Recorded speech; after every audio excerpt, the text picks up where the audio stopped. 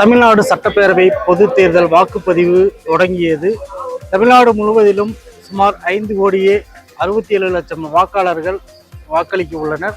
சேலம் மாவட்டத்தை பொறுத்தவரை கெங்கவல்லி, ஆத்தூர், ஏற்காடு, ஓமலூர், மேட்டூர், எடப்பாடி, சங்ககிரி, சேலம் மேற்கு, தெற்கு, வடக்கு மற்றும் வீரபாண்டி ஆகிய 11 சட்டமன்ற தொகுதிகளில் சுமார் 27,80,356 வாக்காளர்கள் வாக்களிக்க உள்ளனர்.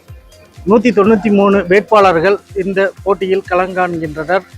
27,80,356 வாக்காளர்கள் வாக்களிக்க உள்ளனர்.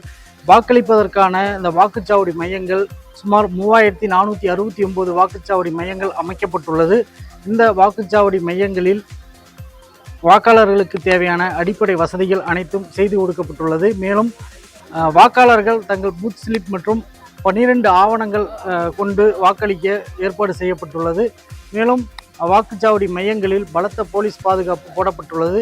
மாநகர் மற்றும் மாவட்ட காவல்துறையின் சார்பில் சுமார் 1,335 காவல்துறையினர் மற்றும் துணை இராணுவ வீரர்கள் பாதுகாப்பு பணியில் ஈடுபடுத்தப்பட்டுள்ளனர்.